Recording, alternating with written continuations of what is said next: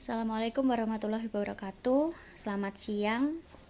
Saya Raditri Buana Mustika Magdalena kembali akan mempresentasikan mata kuliah psikometri dengan subbab materinya, yaitu tentang metode psikofisik dan metode psikometrik.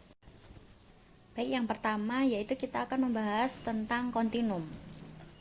Nah, kontinum ini dapat dikonsepkan sebagai suatu rentang garis lurus horizontal di antara dua kutub yang berlawanan yang menunjukkan posisi relatif objek atau individu menurut atribut yang diukur. Nah, kontinum dibagi menjadi dua, yaitu kontinum fisik dan kontinum psikologis. Yang pertama yaitu kontinum fisik. Ini mewakili posisi objek atau individu berdasarkan atribut fisiknya, seperti contohnya yaitu berat badan, tinggi pohon, waktu tempuh, dan lain-lain. Lalu yang kedua ada kontinum psikologis, yakni mewakili posisi objek atau individu berdasarkan atribut psikologisnya. Seperti contohnya yaitu tingkat kecemasan, kecerdasan, intelijensi, dan lain sebagainya. Nah, dari kiri ke kanan garis kontinum itu atribut yang bersangkutan menaik dari yang kecil menjadi yang besar, baik secara kuantitatif maupun secara kualitatif. Pendekatan metodologis dalam pengukuran itu dibagi menjadi dua. Yang pertama adalah kelompok metode psikofisik atau psychosocial methods, yang pada awalnya berkembang untuk mempelajari hubungan antara sifat-sifat fisik atau objek stimuli dengan sensasi rasa yang ditimbulkan. Nah, perhatian dalam metode psikofisik ini sendiri itu tertuju pada penerjemahan karakteristik fisik yang dimiliki oleh stimuli menjadi karakteristik psikologis yang relevan. Metode psikofisik ini mencoba mencari jawaban terhadap pertanyaan mengenai hubungan antara sifat fisik suatu stimulus dan dampak psikologisnya akibat dari perilaku individu, serta mengenai cara mengaitkan nilai-nilai skala fisik dengan nilai-nilai skala psikologis. Lalu kelompok metode yang kedua itu adalah kelompok metode psikometrik atau psychometric methods, yang lebih memusatkan perhatiannya terhadap permasalahan perbedaan individual pada karakteristik yang bersifat murni psikologis, seperti intelijensi, minat, harga diri, motivasi, sikap, dan semacamnya. Nah, pada era modern ini sebenarnya perbedaan di antara metode-metode psikofisik dan metode psikometrik semakin tidak jelas, dikarenakan adanya pengakuan bahwa perbedaan individual dapat dipelajari dari metode-metode psikofisik tradisional.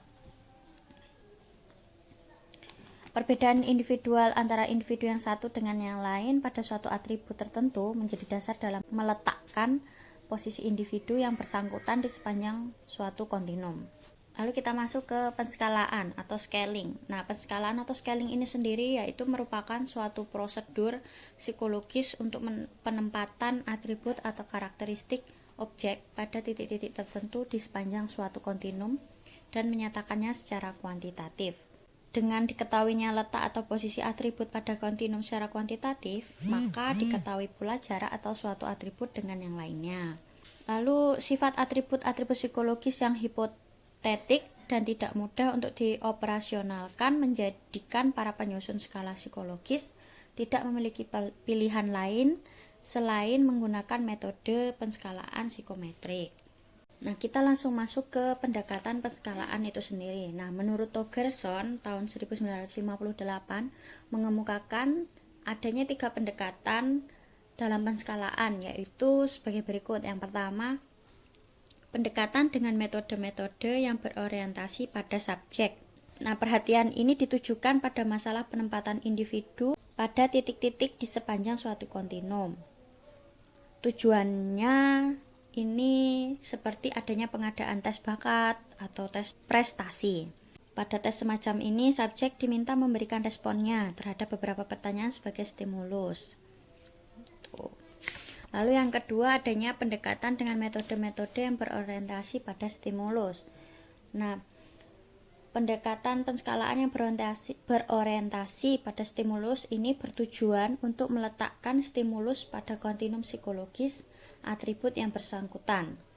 Nah, pendekatan ini berawal dari minat para ahli psikofisik yang berusaha menemukan hubungan antara respon terhadap suatu stimuli dan stimulinya itu sendiri, yang mana objek penelitian tersebut itu dikenal dengan nama JND atau Just Noticeable Difference, yang akhirnya membawa ke perkembangan adanya hukum Weber. Nah, kemudian di tahun 1927 menunjukkan bahwa penskalaan dapat dilakukan terhadap atribut-atribut stimulus yang tidak dikaitkan dengan pengukuran fisik apapun. Misalnya, tingkat keberanian.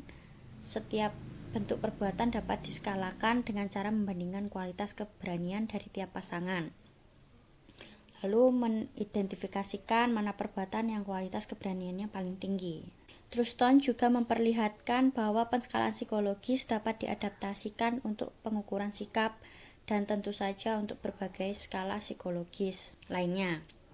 Nah, metode-metode penskalaan yang berorientasi pada stimulus itu antara lain adalah method of paired comparisons, method of equal appearing interval, dan method of successive intervals. Nah, lalu yang ketiga adanya pendekatan dengan metode-metode yang berorientasi pada respon, di mana pendekatan penskalaan inilah yang paling kompleks. Dalam hal ini, data respon dipergunakan untuk meletakkan subjek pada suatu kontinum psikologis berdasarkan kekuatan item yang dipilih atau yang dijawab dengan benar. Di antara metode penskalaan yang berorientasi pada respon, yang paling populer adalah method of summed ratings.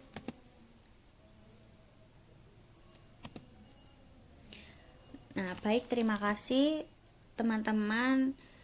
Cukup dari penjelasan materi metode psikofisik dan metode psikometrik yang sudah saya sampaikan. Semoga bermanfaat dan mudah dipahami. Terima kasih atas perhatiannya. Wassalamualaikum warahmatullahi wabarakatuh.